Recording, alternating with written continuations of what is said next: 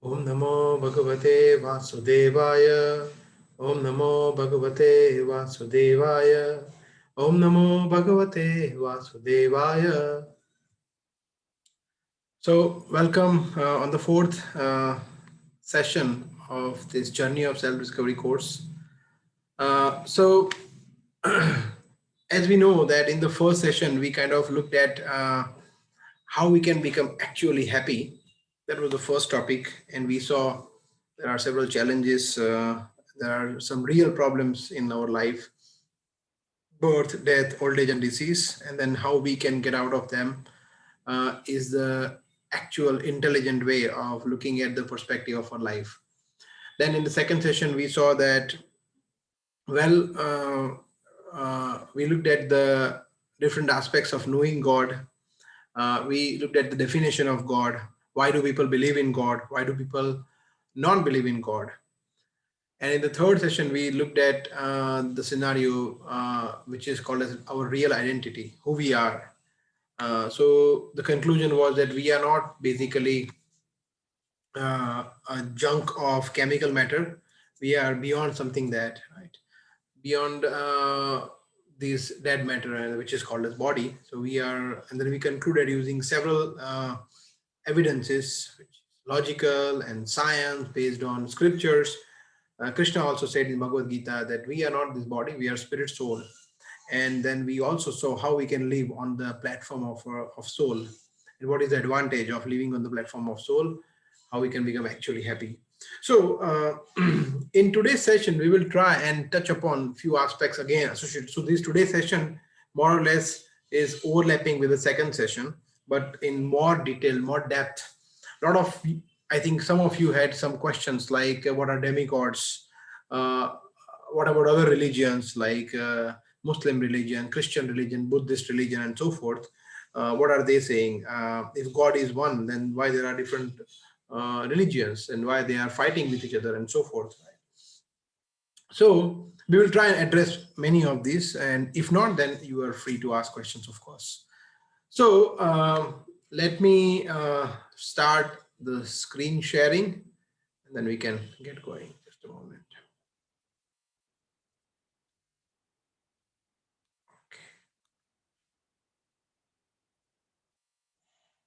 Okay, so I hope you can see the screen. So today we'll discuss on this topic. Are there so many gods, or there is only one God, right? Uh, so before we actually move on to this, I would like to narrate a story to you, right? Uh, Once there was a person, he was traveling through like whatever, Uber, Ola, whatever you call, like as a taxi. And then the cab driver was driving and this guy was sitting, and then he wanted to convey something to the cab driver. So he put his hand on his shoulder, and the cab driver was so taken aback. He was shocked, like he was like so terrified. What happened? And then this guy said, "Oh, relax. It's just me. What happened? Why you seem so horrified, terrified? What happened? I just put my hand on your shoulder. So why are you look like uh, so much afraid of? What happened?" So he said, "Well, it's not your fault. I am sorry. What happened was that before driving this cab, I was actually carrying dead van, like a dead body van. So you can imagine that. I mean, no one actually traveled with me, right? From at least from the back. So when someone is putting his hand on my shoulder, I was shocked. I was still in that earlier consciousness that, I mean, I was carrying a dead van. So why I'm narrating this story to you is that I'm going to put a hand on your shoulder today. So it could be possible that your belief, right? Because we you could be like 25 years old, 30 years old, 40 years old, and the belief which you have been carrying so far can get like little disturbed, or like you may find it completely surprising, or you can get little affected with that. But I would request you not to worry, because whatever we will try and convey these to you is from scriptures. We will not concoct anything and see something which we like or we perceive or we believe. It's not that between you believe or I believe. This is truth. So truth is truth. Like for example, 4 plus 4 is 8, right? Doesn't matter whether someone believes it or not. It still remains the same. It's a truth. So whatever we will try and mention these topics, like why there are so many scriptures, there is one God, who are the demigods, right? So whatever we will try and mention here is backed up by scriptures, right? As we were mentioning earlier, there are Upanishads, there are 108 Upanishads, and there are 12 Puranas, and then Samhitas and Itihas, and then 4 Vedas. So all these Smriti and Shruti, there are 2 different types of scriptures. They suggest a very clear definition of God, clear person who is the God, that also is being mentioned there. So we'll try and cover these from these. We will try and put these evidences on table. Okay, so here we see that we've seen this example of creator and creation, and this Einstein story, right? Einstein proved to his atheistic friend that this model of solar system, if it is created by someone, if it has to be created by someone, then how can you expect the actual solar system is just created by chance? So it has to be a creator behind that. So uh, now coming to this point, that if the creator is one, right, there cannot be many creators. So if the creator is one, then why there are so many different manuals, scriptures, religions, right? So how is it that, right, that if one person created this universe, then why there are so many different ways of looking at things, right? Why there are so many Puranas, Bhagavad Gita, Mahabharata, Quran, Bible, so many different scriptures, right? So we will try and address these questions first. So we look at these in this way. So we see so let's look at from the bottom. Islam religion started somewhere back 1300 years old. Christianity is little more, I would say, uh, it came like before 2000 years. Buddhism before 2500 years. And Bhagavad Gita was spoken to Arjuna before around 5000 years back. But the Sanatan Dharma, the eternal religion, right, is coming down from the beginning of the creation. That we will see. Right? So one can say that why then these are different religions like Buddhists, Christians, and Mohammedan, and all these religions. Why there are different religions, right? So it is because we should understand that based on different time, place, and circumstances, the same message of God was conveyed to the receiving mass, receiving people in different way, right? So how do we understand that, right? So we will take that example. We will take with few examples. Why? Why is it so? So this is the example. So for example, let's say when we are like, when someone is a kid, like is studying in second standard, or I don't know, maybe first standard, then if you ask him or her what is 1 plus 1, he will say 2, 5 plus 5, 10. But if you will ask him 2 minus 5, he will say, oh, 2 minus 5? Not possible. No, it's impossible, right? But then as the same child grows, right, and if you ask him, they said, yes, 2 minus 5 equals 2 minus 3. He knows that, right? But if you show, like, as the same person like grows and goes to university, like he does the same thing like trigonometry and calculus and then higher mathematics and all these things, right?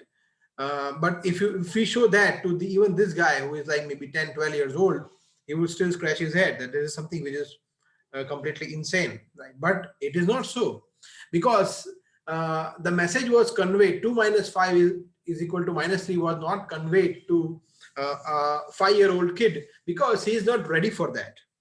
He's not ready for that. If you will try to convey this message to him, either he will not understand or his faith will get disturbed. No, this guy is like crazy, is saying something crazy thing. The same way, there is a different, like, so for this guy who is like 10 years old or 12 years old, right, higher mathematics is not, still he's not ready for that.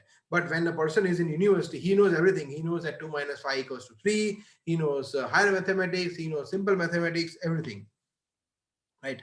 So, based similarly, these religions are also conveyed in the same way. First, we will try and see what are different similarities in religions or scriptures, and then we will see the how there are differences. So, for example, in the Bible, it is said that we should try and love the Lord by all our heart and soul. Very nice. That please try and love God with all our heart and soul. Okay. In Quran, it is said that Islam means complete surrender. Just surrender. Right. Complete take shelter of the absolute truth. Right. And in Bhagavad Gita, Krishna says Sarva Dharman Parityaja, which is leave everything aside and just surrender to me. The same thing, you see, loving the God or surrendering to the God or leaving everything and surrendering to the God is the same thing. So these are some striking similarities between the ultimate message amongst these scriptures, which is could be Bible, Quran, Bhagavad Gita, or any other scripture you would take for the purpose. But then there are, so again, basically these are also similarities or principles in religions, like for example relationships. So all religions, they say that God is one and we are his children. Very nice. Then there are several do's and don'ts, that we should do this and we should not do this. All scriptures say that. Bible says that, Quran says that, Bhagavad Gita says that we should do this and we should not do this, right? So that we can revive our relationship with Lord. And once we revive our relationship, once we realize our relationship, then we try and love the God. That's the same message you get from all the scriptures, right? So then, why there are so many differences? Sometimes we see. So the differences are because of these reasons. So I will tell you. Let's look at some of the examples. Like in Bible, it is said that you people of less faith, I have a lot to tell you, but you cannot understand now. That means Jesus wanted to convey so many important stuff which are of higher principle, higher understanding, but because the people at that time, at that place, and that circumstances, they were not ready to accept that. In fact, Jesus Christ, who was so merciful, he preached the message of God and they crucified him. Such people with such less intelligent. So these less intelligent people, Jesus Christ avoided them to give them higher understanding deliberately. Right? Then in Islam, it is said that we should not have, so you should not have sex with your mother and sisters. You see, such lower understanding of people, right? That this simple message has to be conveyed to them. Right? You can imagine, right? So now in Bhagavad Gita, what Krishna says in chapter 7, text 2, right? Krishna says, "Idam tu te guhyatamam pravakshyami anusuyave yaj gatva me neha bhuya anyat gatamam avashishyate." Krishna says that now, oh Arjuna, I am telling you this complete knowledge. Idam guhyatamam, what is the sloka? Idam tu te guhyatamam pravakshyami. Pravakshyami means I am telling you, Arjuna, guhyatamam, very confidential knowledge. Anusuyave, why I am saying this to you? Because you are not envious of me. Right? You don't feel envy towards me. Yaj gatva, knowing which, ne na aham, neham aham. So knowing which, you don't need to know anything else. Anyat gyatavam avashishyate. Avashishyate means remaining. There is nothing for you to remain. So you don't need to know anything else. If you know this science of Bhagavad Gita, you don't need to know anything. So if you see, the first and last is contradictory. Jesus said that I have a lot of things, I have a lot of important message to tell you, but you are not ready for that. And Krishna says that whatever I am saying this to you, Arjuna, once you know this, there is nothing more to be known. You see? So in a way, it's not contradictory. In a way, it is complementary to each other. Right? So you can say that Bible and Quran could be an example of elementary mathematics. There is another example which Prabhupada, our ISKCON's founder Acharya, used to give, that is of dictionary. Right? So a dictionary is the same. So a pocket dictionary, what are the words? Maybe around 1,000 or 2,000 or 5,000 words. then you get these some Reader's Digest dictionary or some other dictionary where there are more words, maybe, I don't know, 5,000 words or 10,000 vocabs. But in an Oxford dictionary, or maybe the highest standard dictionary, you get more than 25,000 or even more words in there. All are dictionary, but one is for the beginners and one is for the most advanced person. So Bhagavad Gita is the perfect scriptures where you have got almost everything which you need to know. Krishna says that in Bhagavad Gita. He himself says that in chapter 7, text 2. So once you know this, then you don't need to know anything else, right? So such fantastic science in Bhagavad Gita. Okay, so we have seen that based on different time, place, and circumstances, these scriptures or this message of God is being conveyed to the recipients, to the mass in general. So we go to the next section, which is like the second section of today, which is one God or many gods, and more precisely, is God personal or impersonal? So before we go to that section, we will chant Hare Krishna Mahamantra. Hare Krishna, Krishna Krishna, Hare Hare, Hare Ram, Ram Ram, Hare Hare.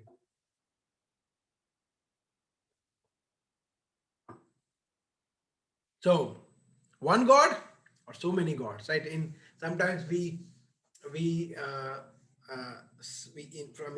especially Indians, we say that, oh, I went to that God's temple, and then I went to that God's temple. This particular God is doing that, and that particular God is doing that. So, are there so many gods, and sometimes we hear that, oh, yeah, there is only one God.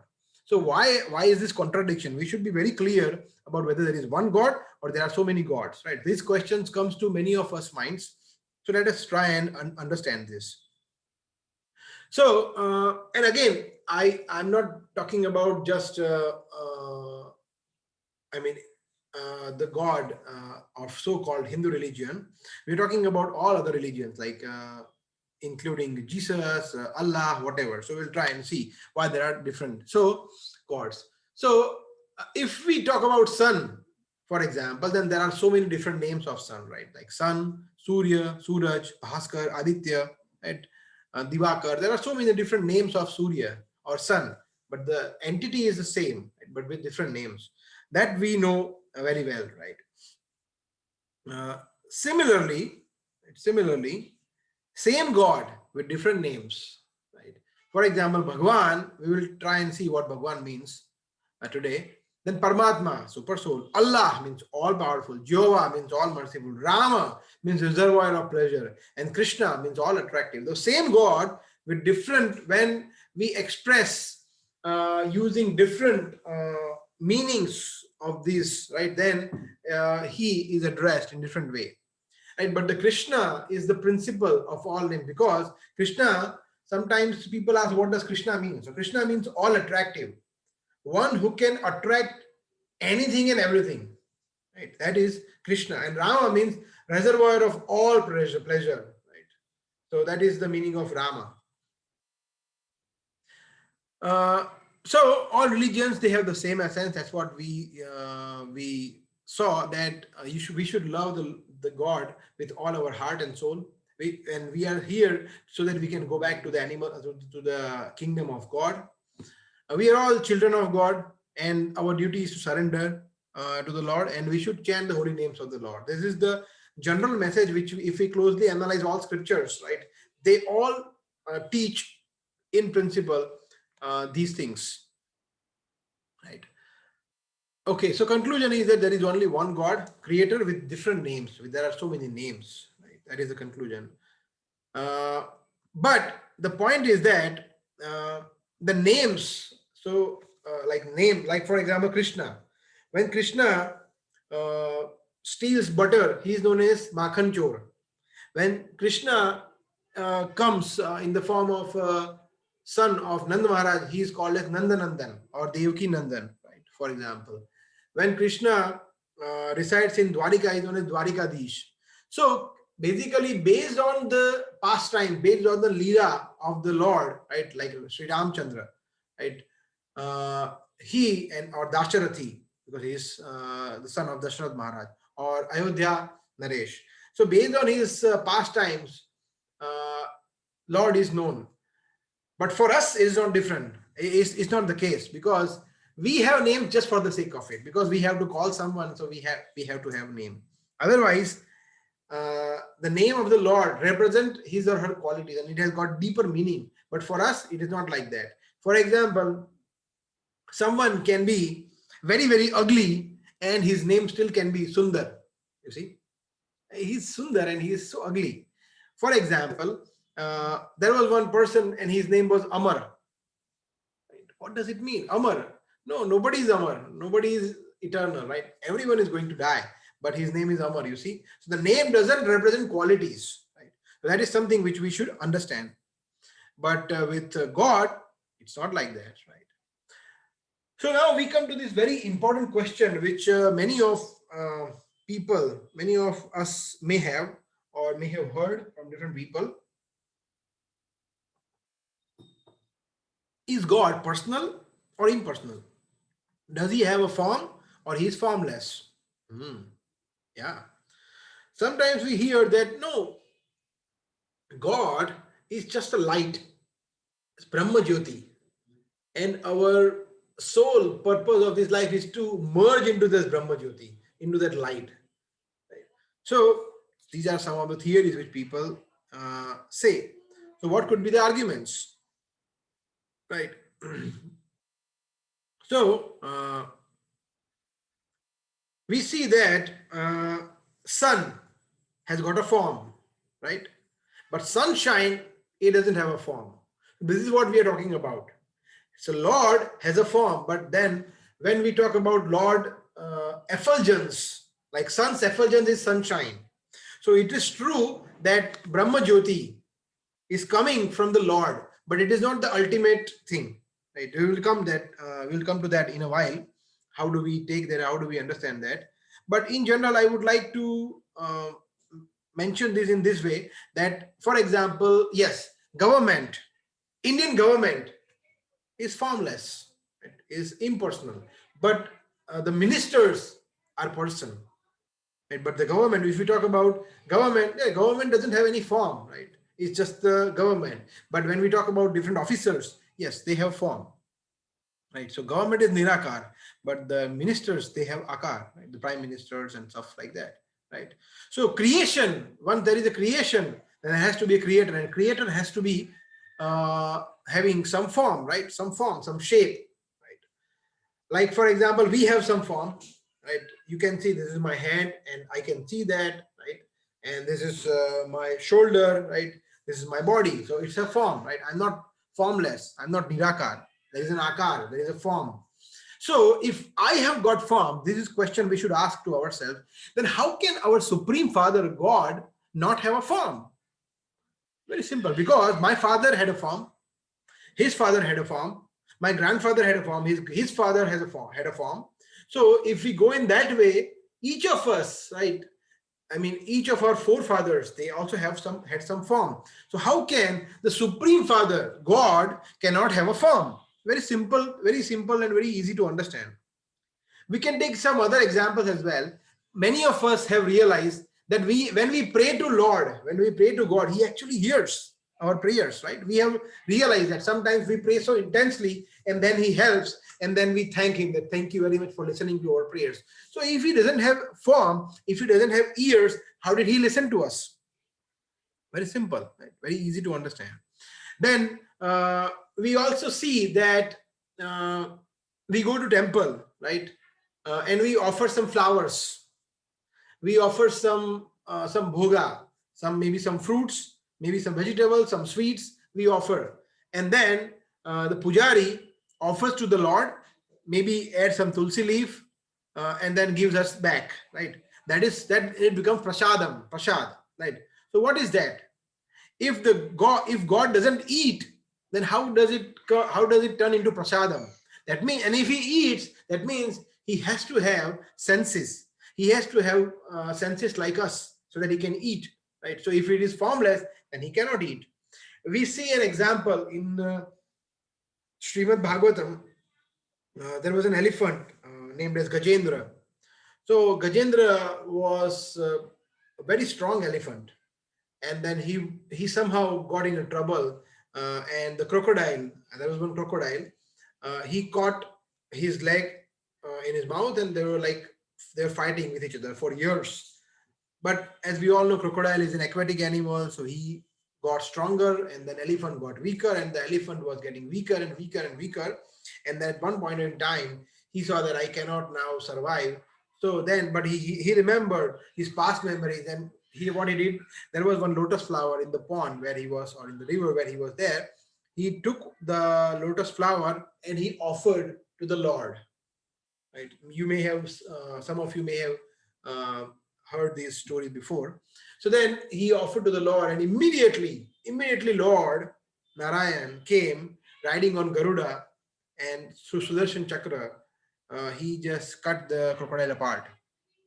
Of course, both of them got benefited, the crocodile as well as the elephant. But the point is that if Lord doesn't have senses like ears, how did he hear the prayers of Gajendra?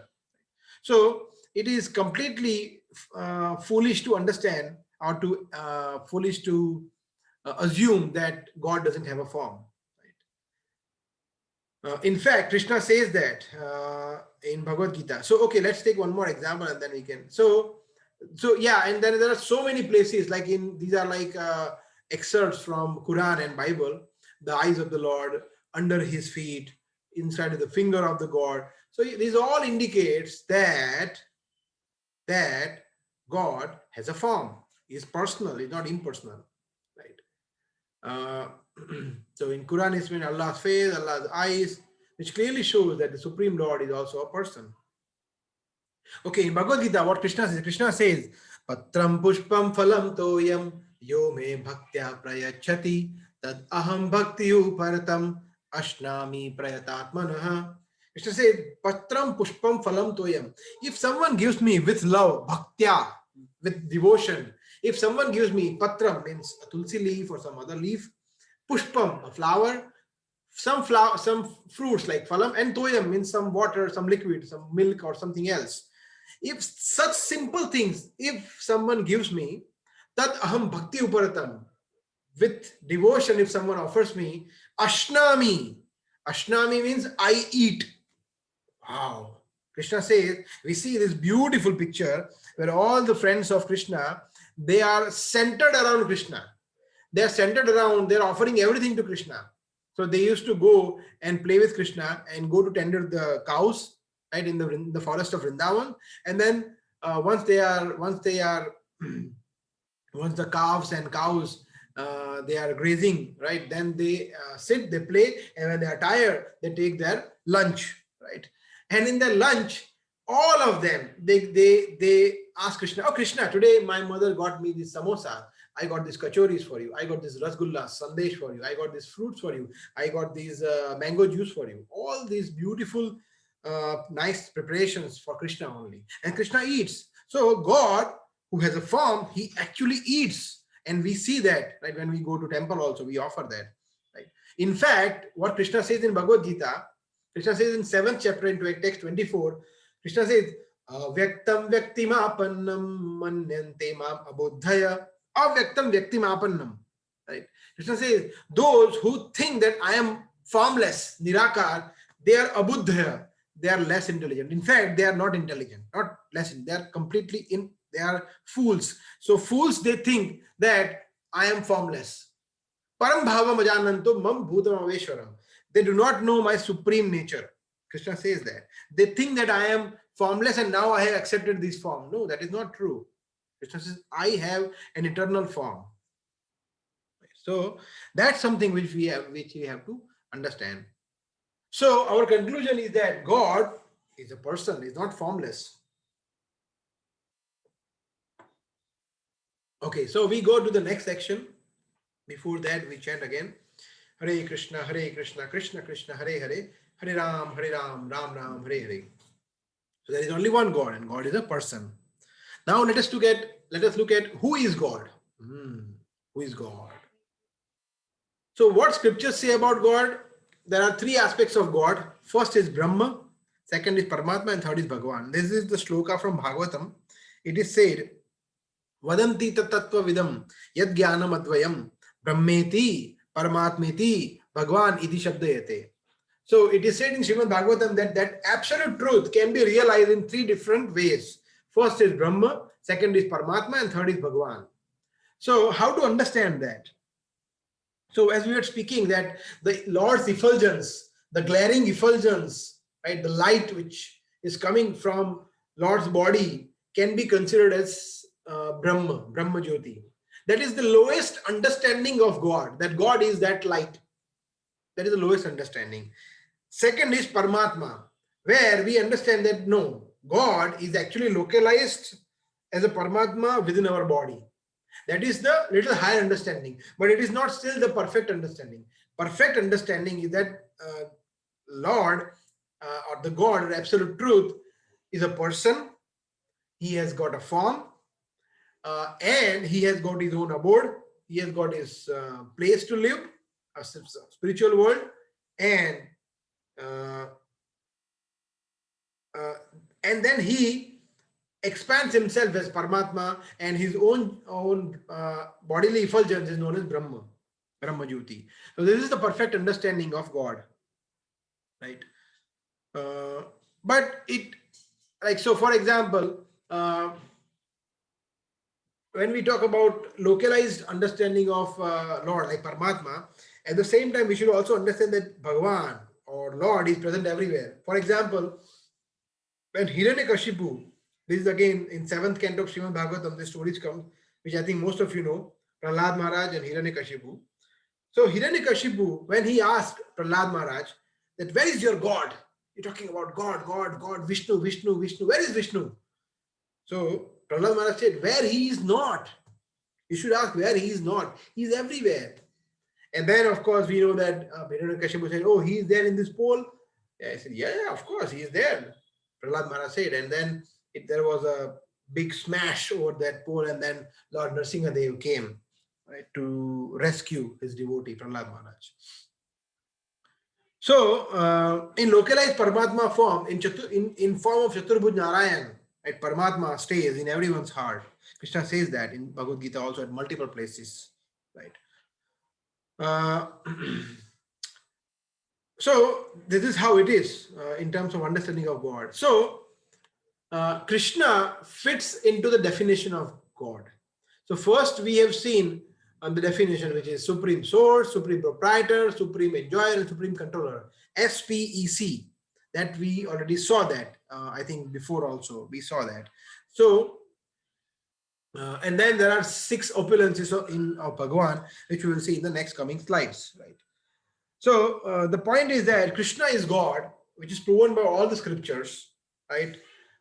And Krishna himself says that in Bhagavad Gita, right? So if you see, I think, I don't know how many of you have read Bhagavad Gita, but if you read Bhagavad Gita, when Sanjay speaks something, it is said Sanjay Uvacha. When Dhritarashtra said something, it is said Dhritarashtra Uvacha.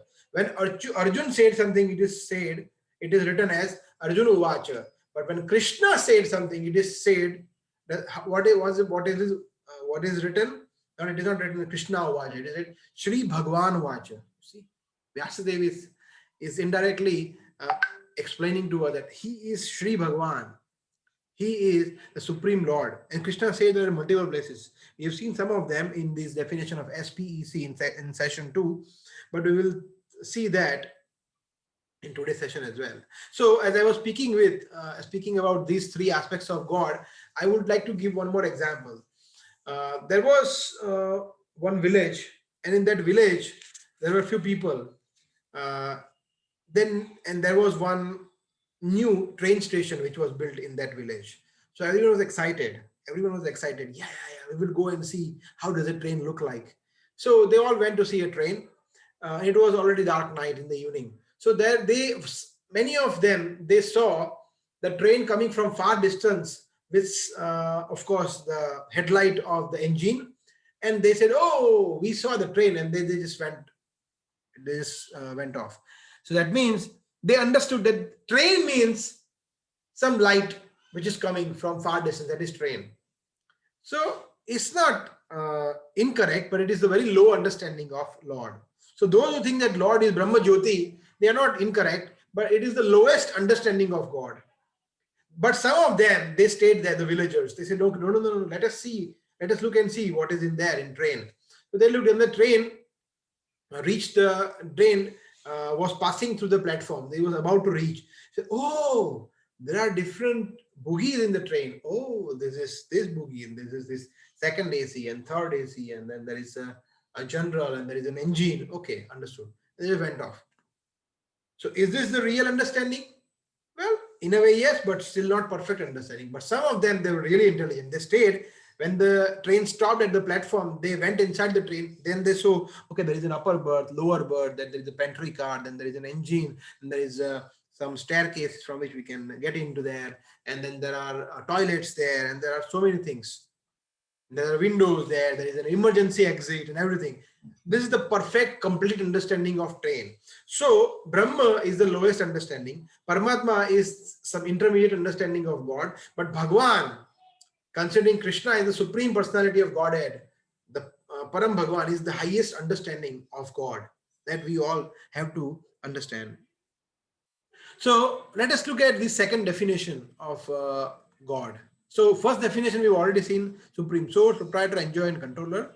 Now with these two verses only, we will try and so these definition: supreme source, proprietor, enjoyer, and controller, we will try and see in brief, because we've already seen this definition before.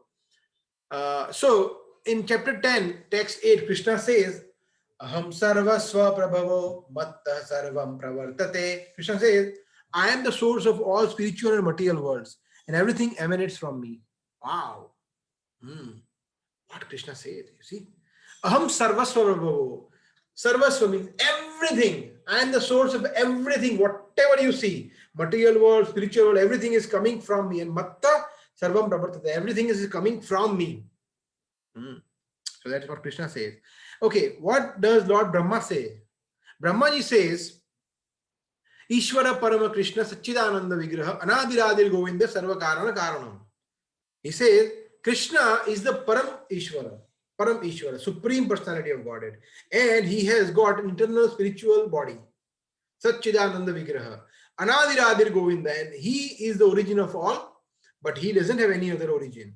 And he is the prime cause of all causes. He is like, I am the cause of my daughter. My father is the cause of is my cause. His father is his cause. Similarly, if we go on searching this, Brahma is the supreme father of all living beings, and he is the supreme cause of all causes. But there is a cause of Brahma as well. There is a father of Brahma as well. And he is Krishna, Govinda. That's what Brahmaji is saying. So he is the Sarva Karana Karanam. Brahmaji says that. So this is the first definition, and there is a second definition of Bhagwan. We'll try and see the definition as well, and then we'll take the shloka from and the reference from which this definition comes, right? So that you don't say that you ISKCON you always say that Krishna is God, you are biased. No, we are not biased. It's just that we are trying to reiterate what scriptures say the same way. We don't change anything. The first definition is wealth. Right, wealth.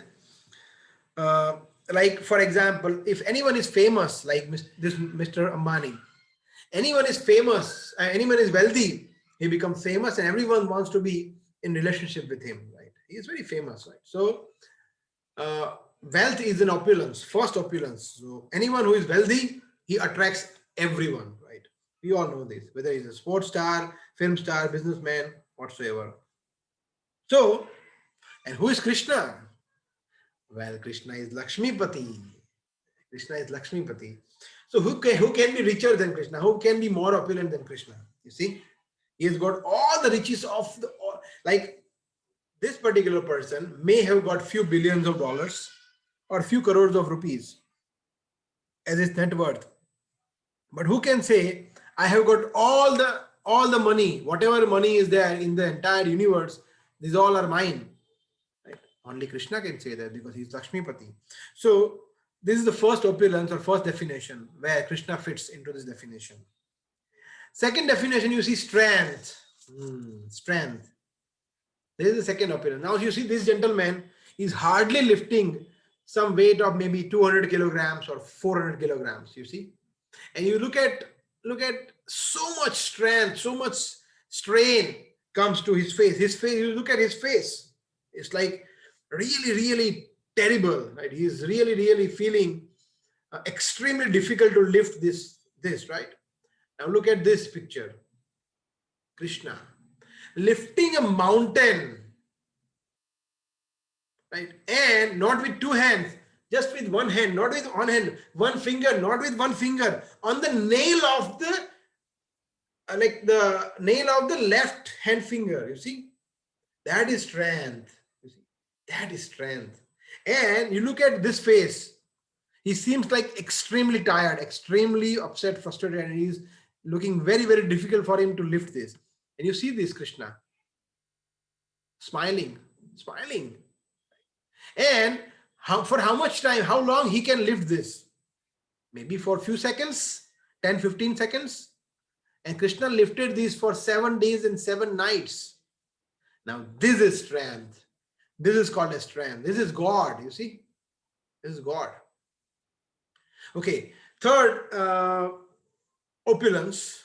Now, you know, third opulence is fame. Now,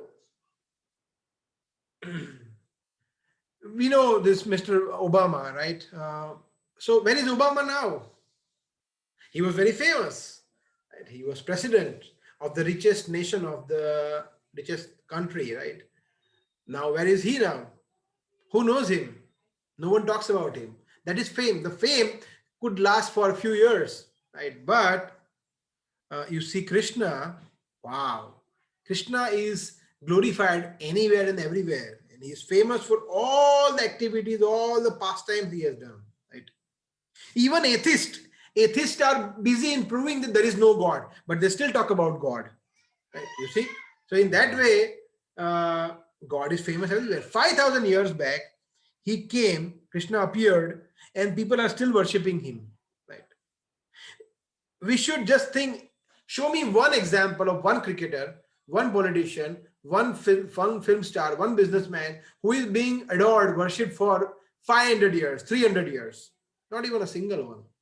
But Krishna, since 5,000 years, he is being worshipped like anything.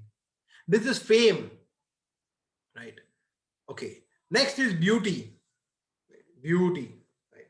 So, well, we may say that this particular lady is beautiful or this particular man is handsome and this and that.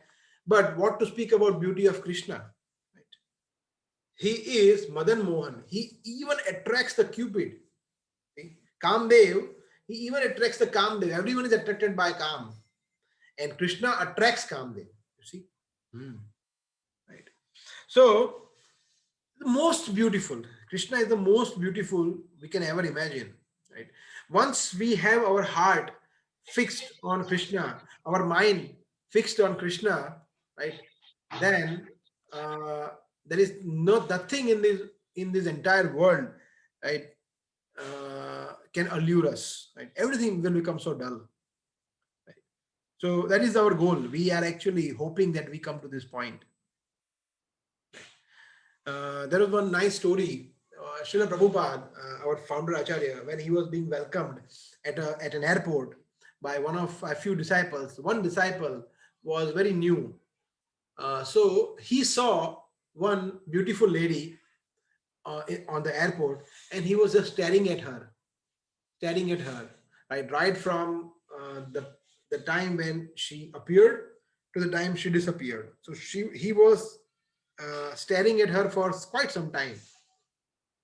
And when he finished looking at her, and when he saw like this, Prabhupada, his guru, his spiritual master, was just 1 feet away from him. So he was so terrified. He was so upset. He was so feeling guilty that what have I done? My guru noticed that I am staring at this girl like this. No, sir, not so good. So he was repenting, and then Prabhupada asked him, she was beautiful, right?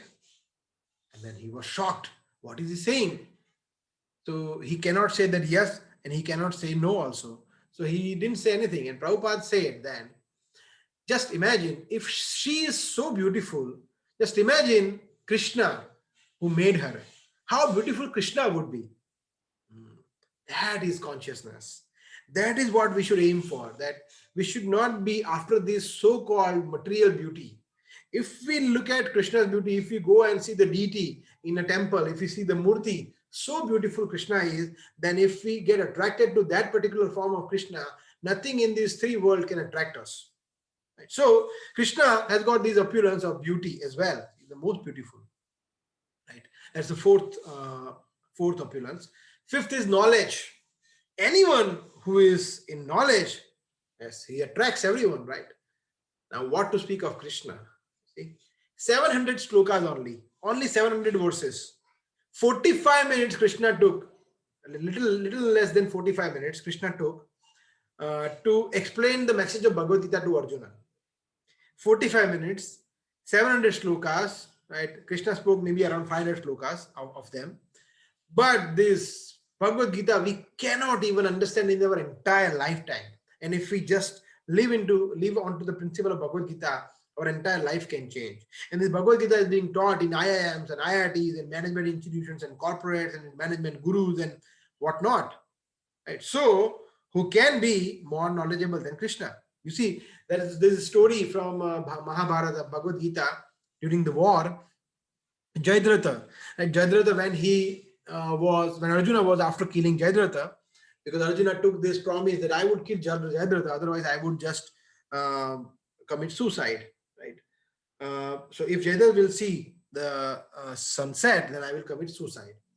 So Krishna knew that this is going to be challenging for Arjuna. So Arjuna tried, and Jayadratha was really kind of running, and it was very difficult for Arjuna to catch Jayadratha.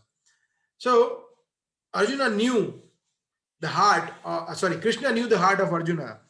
So because Krishna knows everything, he's full of knowledge.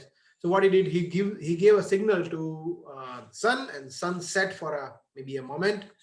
And then Jayadratha thought that it is already sunset. Then he came in front of Arjuna, and then Krishna again signaled the sun, and then sun again reappeared. Right?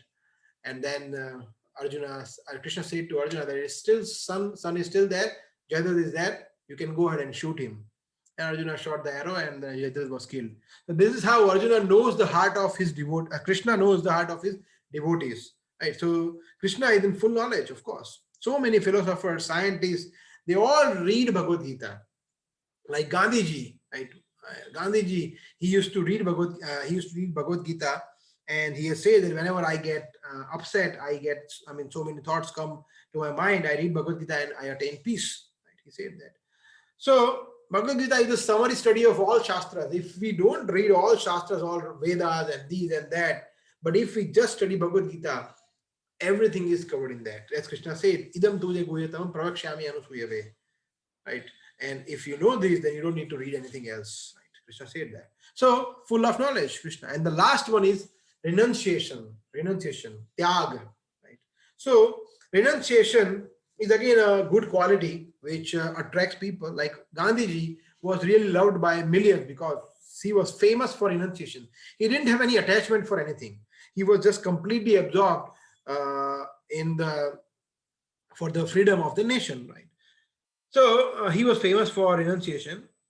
But generally what happens that whenever we create something, we get attached to that. Like for example, my daughter is my creation, so I am attached to my daughter, for example.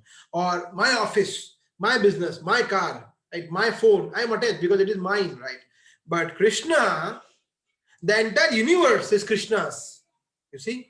Entire universe, everything is Krishna. Still he is detached. You see? Still he is detached. And he's not attached with his creation. So these six opulences, if we find in any person, any one person, if we find even one of these to 100% extent, then we can still consider. But we can say that none of us, no human being, even big demigod like Brahma, Shiva, Ganesha, Durga, these, that, Indra, Chandra, Varun, none of them, they possess these six opulences. Only Krishna possesses. So what is that scripture which says that this shloka is like this? Aishwaryasya samagrasya viryasya yashasya shriyah jnana vairagyascha chaiva sannam bhaga iti gana. Aishwaryasya. Aishwarya means opulence, wealth. Samagrasya, complete. Then viryasya, strength. Viryasya. Viryasya, then yashasha. Yasha means fame. Shriya, beauty. Jnana. Jnana means knowledge, and vairagya means renunciation. Right? Chaiva sannam bhaga. These 6 opulences are bhaga. They are called as bhaga. And anyone who possesses this bhaga are called as Bhagavan. Because, like for example, we call Bhagyavan, right, to the wife, because she possesses that opulence, Bhagya. So it is called as Bhagyavan. Similarly, one who possesses all these bhaga is called as Bhagavan. That is the definition of God. 6 opulences. And apart, not only let's forget about let's leave these concepts aside for a moment, but Krishna himself, he proved that he is God. How? Because Krishna knew that in fact Arjuna knew that in future any nonsense guy, if he claims that I am God, like so many swamis, gurus, sadhus, babas, they say that I am God, then we should ask him, okay, show me your universal form, show me your Virat Roop. But Krishna showed that, right?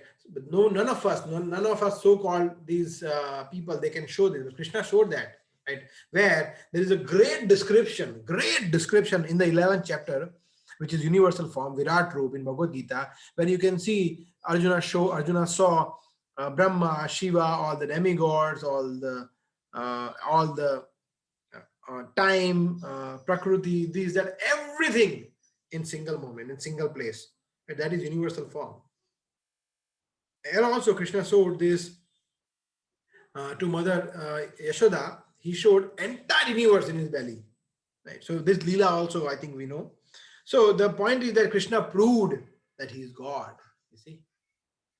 So we know now that Krishna is God and he fits into the definitions of God. Now we go to the last section of today's session, and we have got, I think, some time, maybe 15 minutes. We'll try and a little quicker.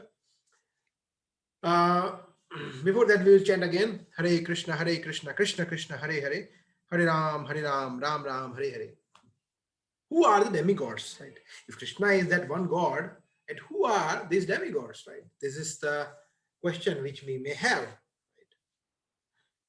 And who are these demigods? Okay, so before we go into that, we should first see 4 tattvas. 4 tattvas, right? 4 particular principles.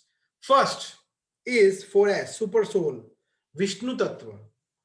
So Vishnu tattva, it includes Krishna, Vishnu, Narayan, Sankarshan, Aniruddha, Vasudeva, Pradyumna, right? Balram, Nrsimhadev, Ram, Buddha, Kalki, all these avatars are coming from Vishnu tattva, and they are supreme personality of Godhead. They all are equal potency. They are super soul. Second tattva is Shambhu tattva. Oh, sorry, Shambhu we will take after this. Shakti tattva, like Radharani, Sita Devi, Lakshmi, Durga, they are all Shakti tattva. Shakti, that means the energy of the Lord. Third is Shambhu tattva. Shambhu tattva means Lord Shiva. So Lord Shiva is not God, but not an ordinary soul as well. So there is an example of milk and curd in Brahma Samhita. This sloka is Kshiram yatha divgar vishesha yogat sanjayate yahitata prutagasti heto yah shambhutam abhithatam vaiti kuryat govindamadi purusham tamaham bhajami. So Lord Shiva, so like milk and curd. So curd is basically a product of milk only. But when there is a tinge of sourness or for some fermentation in milk, then it turns into the curd. So similarly, Lord himself comes as Shambhu, Shiva, to destroy these creation at the time of pralay, at the time of devastation, right? Because he has to do that. So that is the special, but he's not an ordinary soul. Whereas there is the 4th tattva is Jiva tattva, and then including Brahma, All the demigods, humans, animals, birds, fishes, demons, beasts, all of them are Jiva Tattva. Jiva Tattva. So that is something we can understand. So in fact, we also can become Brahma. Yes, you may get surprised to this, but we also can become Brahma if we qualify ourselves for that. For example, if one of you would like to work at Reliance Industries, right? Then what would you like to do, right? You first have to have the qualification for that. You have to study appropriately, and you have to have some experience, some qualifications that you can be considered for working in Reliance Industries, for example.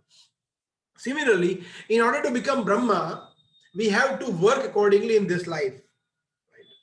So it is said in Bhagavad Gita also, A Brahma Bhuna Loka Punaravartin Arjuna. So we can reach up to Brahma Loka as well. But it's not something which is very, very easy. We have to have that particular kind of consciousness. So, but the point is that starting from humans, animals, birds, beasts, fishes, demons, all demigods, all are Jiva Tattva. Okay, so if Krishna is one god, then who are the demigods? This is a good question, right? We see different demigods here in this picture. Then what do they represent too, right? If these are all different demigods. Okay, so first we have to understand that when if we talk about any corporate structure of a company, then there is a CEO, for example, and then there are different heads. There are sales, finance, then purchase, and R&D, and then HR heads, and accounts head, and sourcing head, and these and that, right? Different heads of different departments, right? Similarly, if we talk about Krishna is the CEO, and there are different ministers. Like water minister is Indra. He controls the rain, right? Then electricity minister, sun god, we all know, he provides us the electricity, right? He provides us the power and energy, both, right? I mean heat and energy, sorry. A third is power minister, Agni Dev, right? Fire god. Then wind minister is easy, Vayu, right? We all know this. Then finance minister, very easy, Lakshmi Devi, right? Home minister is Durga Devi, right? Goddess of material worlds. This world is called as Durga.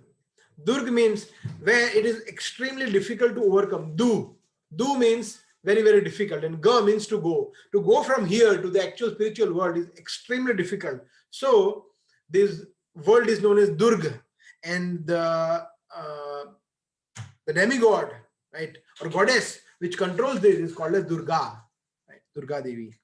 That's a home minister, you can say. Defense minister is Kartikeya, commander in chief. It is mentioned in Bhagavad Gita as well. Education minister is easy, we know, Saraswati Devi. Right? And placement minister, very interesting. Yamraj is the placement minister. He places a jeev from here to here, from here to here, depending on the karma.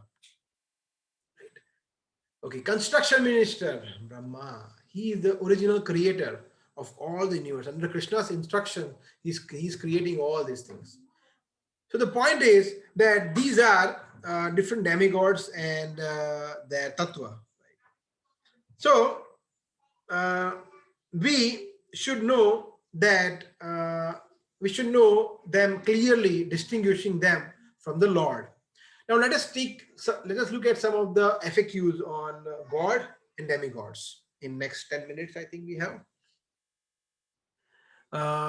What is the difference between Krishna and demigods? First is numbers. Well, God is one, but demigods are so many.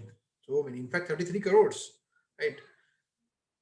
Now, someone will say that, okay, we will keep this demigod, we will worship Krishna, and we will worship demigods as well. Right?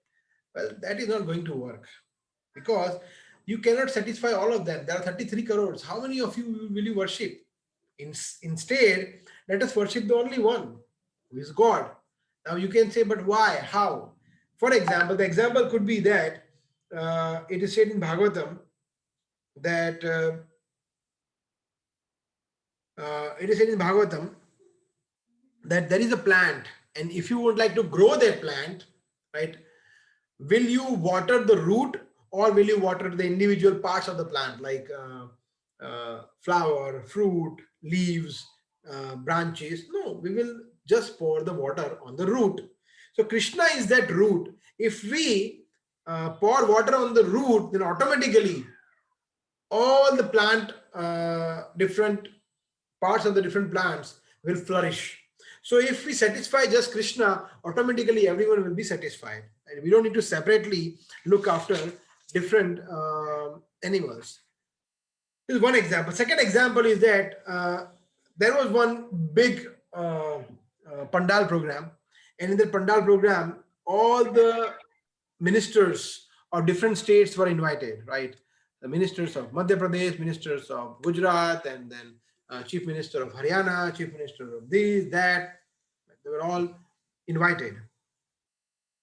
And somehow they wanted to give them garland, but then someone messed it up and there was only one garland. So they were really in a dilemma. Oh, if we will give this garland to Maharashtra's chief minister, what about others? If we will give this to Tamil Nadu, what about others? So they were kind of wondering what to do, what not to do, what not to do. And then suddenly there appeared Mr. Narendra Modi. And then said, oh, fantastic. Then they offered their garland to Narendra Modi. And everyone was happy. In fact, all the chief ministers, they were clapping. Very good, very good, very good, very nice. You see, that's how it is. If we worship the supreme authority, naturally all of them will be satisfied. This is another example. So that's how we should kind of worship. We should worship Krishna, who is the supreme Lord. Second, nature of body. So Krishna is eternal. He doesn't die. He is not subject to death, but demigods are subject to death.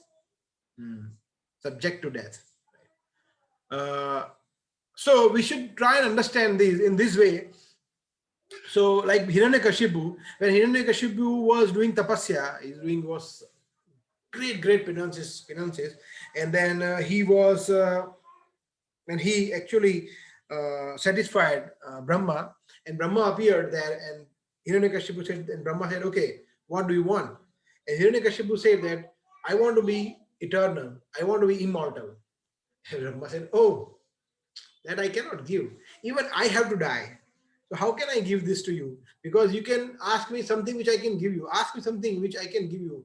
I mean, I cannot give you immortality because I also am subjected to death, right? So in this way, we understand that all other demigods, they have to die at some point of time. A Brahma Guna Loka Punaravartino Arjuna. Krishna says that from here to Brahma Loka, there is always Punaravartino. There is always repetition of birth and death. Krishna says that in chapter 8, text 16. Right. Okay. Nature of work, FAQ 3. What does Krishna do and what do demigods do? Right. So Krishna just enjoy. Krishna doesn't do anything. Right? He doesn't need to do anything. He just enjoy, right? With his devotees, with his consort, he just enjoys. And other demigods, they have to do administration work, right? As per Lord's instructions. So that's the difference between the work of God and demigods. Nature of residence. Well, Krishna's dham, Krishna's residence is eternal. Never is subjected to any destruction. Whereas heavens and demigods is subjected to destruction. They destruct at right amount in time, and then they again bhutva praliyate. It is mentioned in Bhagavad Gita again, chapter 8. All these things. FAQ 5, nature of position. Well, Krishna is eternally supreme, and demigods, they are temporary post. Right? Temporary post. As I said, so scriptures say that if no one is eligible to become Brahma, sometimes Krishna himself can take this post if no one is eligible. So that is also possible, because there are Ananta Koti Brahma that are like indefinite. There are so many different universes and there are so many different Brahmas in each universe. So it's not there is only one Brahma. There are so many Brahmas in so many different universes. Right? So it's like that. And we are living in one of the Brahmandas, one of the universes. Motive of worship. So, motive of worship of Krishna is out of love, whereas demigods out of material desires. You see, Sukha sampati ghar aave, kashta mite tanka, like that. So that is, so the motive is that we get some riches, we get some that. This is business. With demigods, it is not out of love, but with the Supreme Lord, ahetuki apratihata. There is no motive. There is no motive of worshipping Krishna. Right? No motive.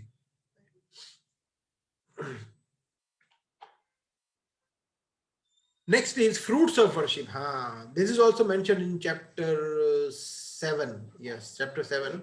It is mentioned that when Devan Deve Joyanti Mad Bhakta Yanti Mamapi. Right. So Krishna says that if someone goes to demigods, right, then the results which they gave, although could be quick, right? If you worship Ganesha, if you worship Durga, if you worship Lord this, that, whatever, but like Shivji is known as Ashutosh. He gets pleased very very quickly, but the results which he give are material and temporary. So when we go to this demigod, we should ask what? We should ask Krishna Bhakti, which is also dearer to them. Right? But if whatever Krishna gives, when Krishna gives his shelter at his lotus feet, it is eternal.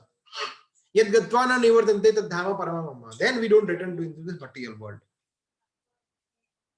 How do they take care? Krishna gives us what we need actually, and because he's our real caretaker, and demigods give what they want, what we want. Sorry.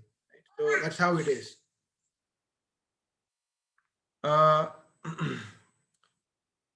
Okay, so this is a kind of summary of what we have seen so far.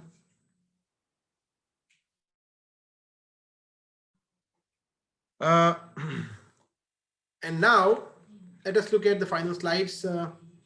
Yeah, good question. And how do devotees of Krishna deal with demigods? So basically, how does it happen that this is an example which we can give, that for example, there is a police commissioner, right, who is, we can consider as supreme, right?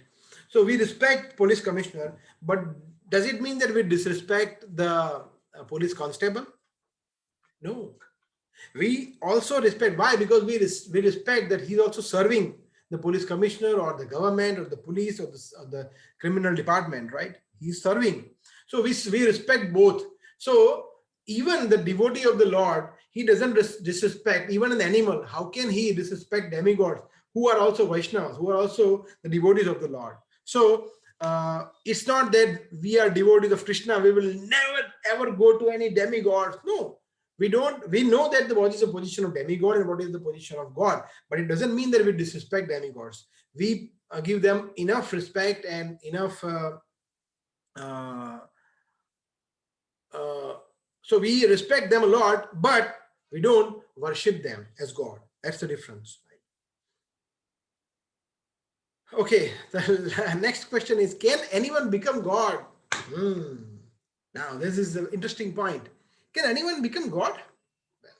So basically, you see, soul is same in quality as God, but is different in quantity with God. So we are like a drop of an ocean, and God is a complete ocean. So we are not gods, but we are gods, apostrophe S, you see. Right. So basically, we should understand that we cannot ever become God. So someone who says that, well, I will do some meditation, I will do some mantra meditation, I will do these, that, and then you will also become God, I will also become God. That means he is sheerly cheating. He's just cheating people. No one can ever become God, because a drop of ocean can never become ocean. We can become in quality same as God. Sat Chit Anand, we can become that, but we cannot become with the same power, same quality, same quantity. We cannot become like God. So we are finite and God is infinite. We are Jivatma, God is Paramatma. We are not creators, we are not enjoyers. We are cooperators in the God's creation. So summary, in this way we have seen that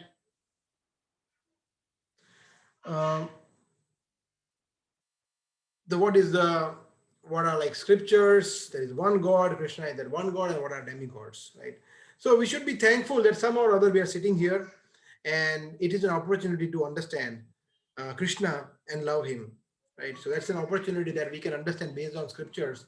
Uh, who is God, who are demigods, what are different tattvas, four tattvas, and so forth. So uh, I think that is it. That's the last slide. Yeah. So thank you very much, everyone. And if you have any questions, I will be happy to answer.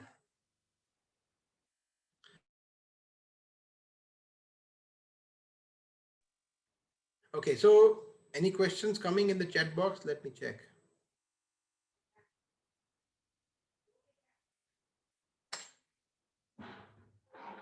Not so far.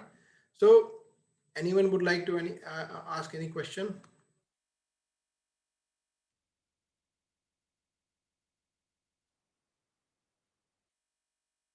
I suppose there would be a lot of questions today. Today's topic is a little more interesting. So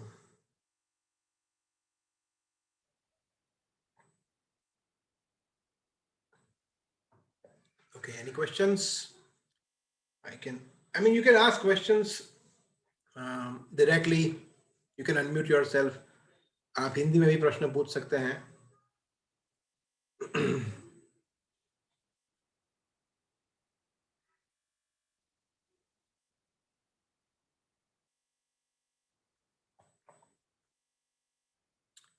Or maybe I will ask someone to express, अगर उनको, I mean, if they would like to mention maybe one or two points which they liked about today's session, that also could be one way out. If you would like to share, how did you feel?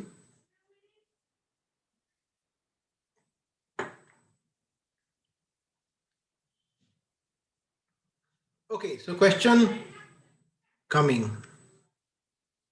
In Hanuman Chalisa, it's written of we worship Lord Hanuman, then no need to worship other one.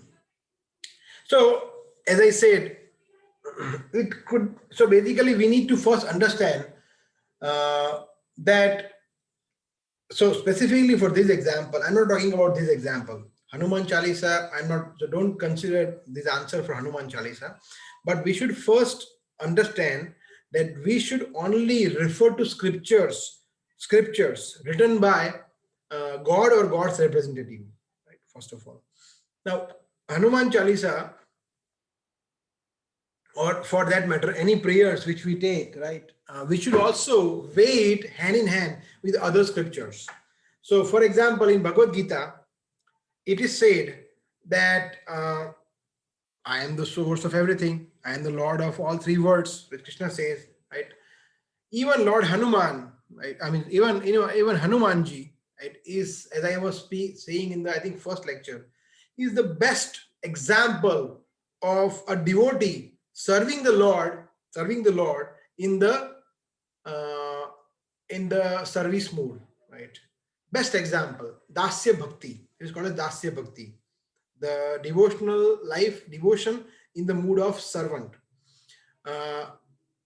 Yes, it is a fact that one should serve Vaishnava. So if we are talking about the higher principle, then serving, it is said, this is the statement of Lord Shiva to Parvati, that Aradhananam sarvesham Vishnur Aradhanam param. Aradhananam sarvesham Vishnur Aradhanam param. Tadyanam samarchanam. And then there is something which I am forgetting right now, but the meaning is that he says that of all the worship of Lord Vishnu is the highest. But higher than that is the devotee of Lord Vishnu. That means what you are saying, that if we worship Lord Hanuman, right, it is good. But here there is a catch. If we consider Hanuman as the supreme Lord and then we worship Lord Hanuman, that's not right. We should consider that Hanuman is a pure devotee, of Lord Ramchandra. So we should know that Lord Ramchandra is the supreme Lord. Hanuman is a pure Vaishnava. is a supreme Vaishnava, and in that mood, if we worship Hanumanji, right, if we recite Hanuman Chalisa, that is the real ideal way. But Hanumanji will be more happy, will be more pleased if we worship Lord Ramchandra over him, right? As because he's a pure devotee of the Lord, he's a pure Vaishnava. And that's how we should take it, to take this. Okay. Is there life beyond earth? Okay. Absolutely. Absolutely. There is a life beyond earth, right? For example, I don't know whether you would, how you take this, but there are people living on sun planet as well. There are people living on moon planet as well. Now you may laugh that, oh, what are you saying? How someone can live on sun, right? But it's a separate discussion. If you would like to, I can speak for a minute or two. It is said in Bhagavad Gita, Bhumi Rapo Analo Vayu Kham Manu Buddhi Devacha. So our gross body is made up of out of 5 elements: Bhumi, Apo, Analo Vayu, and Kham. Earth, water, fire, air, sky. Right? These are 5. Of which Earth is the more prominent element. More prominent element. But those who are living in sun planet, they have fiery bodies. There, the element, their body is not like us. Their body is not like us. They have got fiery bodies. So in their Panch Mahabhuta, gross body, fire element is prominent. There are people living there, they have different bodies. Just like we see that if someone will say that nobody can live in water, right? We can say that. But a fish lives in water. Everyone knows, because it has got a different body. Similarly, there are people living on sun planet, earth and sun planet, moon planet, all different planets. There are people. That's why living entity is known as Sarvaga. Sarvaga means it is found everywhere. Everywhere there are living entities. And doesn't mean living entities means humans only. Could be any species of life. It could be animals, beasts, plants, birds, anything. But there are living entities, they live everywhere. Sarvaga. There are, of course, Shastra says there are people living. Like Krishna has said in Bhagavad Gita also, Imam Vivasvate Yogam Proktavahan Aham Avyayam. In chapter 4, text 1, Krishna said, I first gave this message of Bhagavad Gita to Vivaswan, who is sun god. So if sun god, Vivaswan, is living there, who is the king of sun planet, he has to have his praja also, right? His there has to be people also living there, like that. Okay. There are people who don't worship anyone and living life happily. What is the difference between us and them? We are spiritual, active, and happy due to our prayers and trust in Lord. Their karma prabhav will be there or not in this life. How they will be treated by Lord, as we are all their creations. There are people who are atheists, and we think that they are living happily. Maybe they might be living happily also. But see, basically, we have discussed this in earlier sessions also. Maybe you were not there in the earlier sessions. Akarma, Vikarma, and Karma. It will come in the next section as well, which is the law of karma in detail. If we will do Akarma, which is the karma, which is karma free, which doesn't incur any reactions, that is the goal of our life. So whatever we do, whether we do bad karma or so-called good karma, we have to have the reactions of our karma.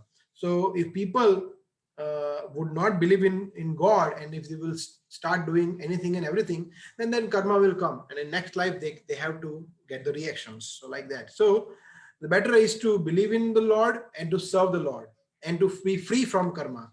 That is the goal of our life. People say hell and heaven is on earth. Is it true? Sometimes I think earth is hell. Earth is hell. Well, so yes, Krishna says it is dukhalayam ashashvatam.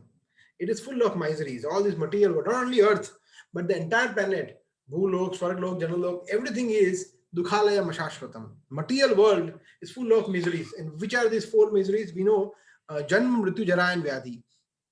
So yes, in one way, it is dukhalayam, but we can make this spiritual world as well. We can be happy here as well. How? By centering ourselves around Krishna. So if all our activities will be centered around Krishna, we can be eternally happy, right? So if you go to any ISKCON center, and if you see the tagline is that chant Hare Krishna and be happy. See, A very wonderful tagline, right? That, and it is true actually. When you start chanting Hare Krishna Mahamantra, you actually become happy. When you connect yourself with Krishna, you actually become blissful. That is the secret and success of spiritual life. That without Krishna, we cannot become happy for sure, right? It's not possible. We may try. Krishna has sent us here. We may try a lot to be happy without Krishna, without God, but then ultimately we will be misled. We will be unhappy. So hell and heaven, they do exist, right? Beyond earth as well. But you are right in a way that there are people who are also living in hellish conditions on earth as well, right? They are living in jungles, on even sometimes in very nice cities in Paris and Europe, but they are engrossed in meat eating, illicit sex, gambling, intoxication, so many sinful activities. It is as good as hell, because bigger hell is waiting for them in that case. So we should be mindful about what we are doing, most prominently what karma we are doing in that way. And if we are doing, as I said, akarma, then we will be always happy. Okay, so any more questions? Good question. There is a question which is coming, that when will be incarnation of God as it happened in early yugas? Right. So the next, see, basically first we should understand that God is not in our control. If Krishna wants to come, no one can stop him, right? He can come anytime. But as it is mentioned in scriptures, right, the Kalki avatar will be at the end of Kali Yuga. At the end of Kali Yuga means, in Kali Yuga, there are 4,32,000. So 4,32,000 years, of which only 5,000 years have been passed. That means 4,27,000 years still to go. So, by the way, we have got enough time. So nothing is going to happen to us for next 4,27,000 years. Right? So, but that's not a good news. In fact, we should be mindful that as the Kali Yuga will progress, things will become even more difficult for us to stay here. So we should be restless to go back to our original home, spiritual world, and not to stay more time here and to wait for the Kalki avatar to come or Krishna to come, because Kalki avatar, when he will come, he will not be, Krishna will not be stealing butter or showing his pastime. He will have a sword in his hand. Lord Kalki will have a sword in his hand, riding on a horse, and he will just kill everyone, and kill everyone, nothing else. All the business, because people would be so fallen at that point of time, there is no opportunity for anyone to preach, to make them understand. Only one business, killing, just killing in mass. That is what is going to happen after 4,27,000 years, as it is mentioned in scriptures, when Lord Kalki will come. But we should try and serve Krishna in such a way that before that we will go back home to our original home, so that we are not here to see that. Otherwise, it will be very, very horrible scene. So yeah, it is like that. Okay. Any more questions? Maybe one or two questions if you have, we can take.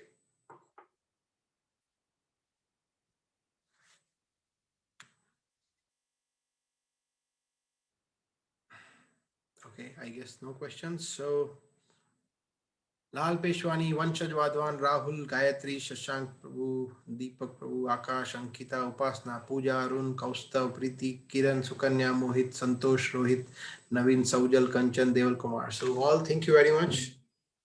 And please explain about Lord Shiva more. One more question coming.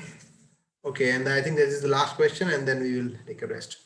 So Lord Shiva, as it is mentioned in Srimad Bhagavatam, right, Shiva Tattva, it is not very easy to understand in very simple. So it is not possible for me to explain in 1 or 2 minutes, but I would try. So Krishna expands himself in form of Lord Shiva when there is a destruction, a need for destruction, like a pralay. So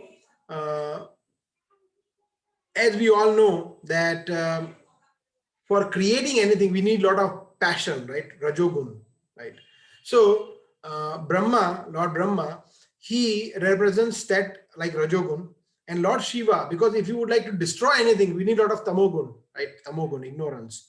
So that tinge of sourness which goes to milk, right, and get converted into that yogurt or curd, that is Lord Shiva, which is needed, right? That anger, right? That third eye, right, of Lord Shiva is needed so that he can carry out the destruction, right? The pralay, the devastation, right? So that is purpose of Lord Shiva, and but he is not an ordinary soul. So when everything is lost, everything is Lord Shiva doesn't die at the time of devastation. In fact, he does that. But Lord Brahma dies. You see, Brahmaji dies. So Brahma is Jeev Tattva, but Lord Shiva is not a Jeev Tattva.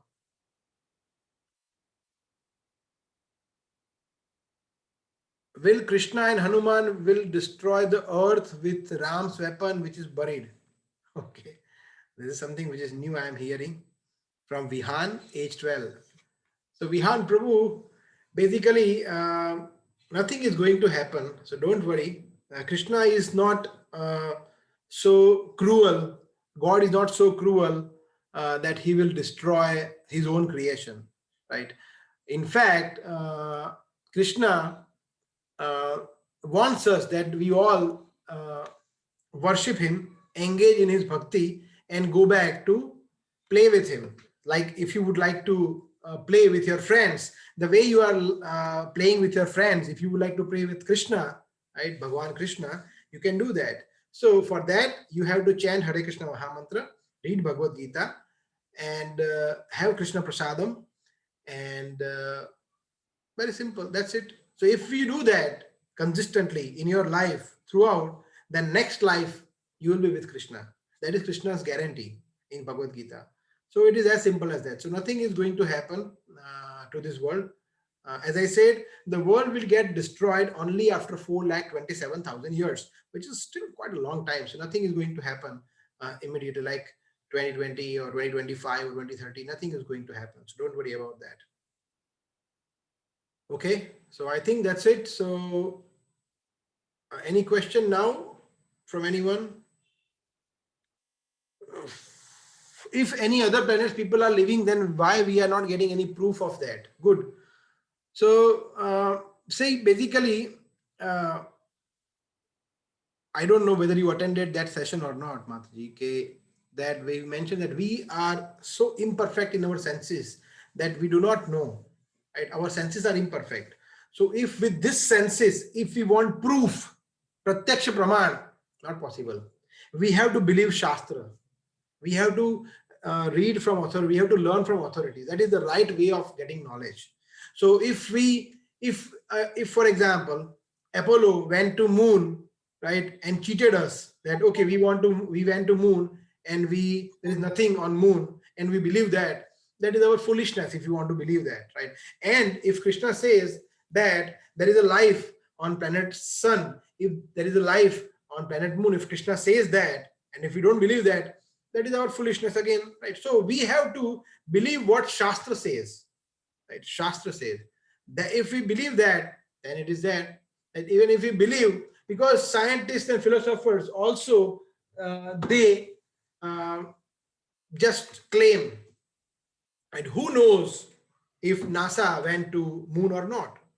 Who knows if some of the who knows this Big Bang theory is right or wrong, right? So these are few questions which are still unanswered. So my point is that with these existing senses, right, we cannot. So we have got these four imperfections. We have got cheating propensity. We have got imperfect senses. We have tendency to get illusions, and we commit mistakes. This is something which we already saw in that session, second session. So with this imperfect senses, we cannot have any knowledge about the supreme person, supreme science. So we have to understand, or we have to hear from authority as it comes from spiritual masters. So in that way, and Krishna also said that in chapter 4, text 34, right, that we have to accept these in Guru Shishya Parampara. Tad vidhi pranipatena pariprashnena sevaya. Updekshanti te jnanam jnanina tatvadarshina. This is the real way to get knowledge, not the scientist way of, if I see these, I believe this. If I don't see this, I don't believe this. No, that's not the right way.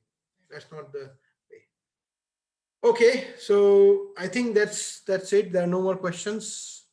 And yeah, so if you have any questions, you can personally also text me or call me if you have any questions. So we can stop here. It is already 10:34. Thank you very much, everyone. Hare Krishna. Srimad Bhagavad Gita ki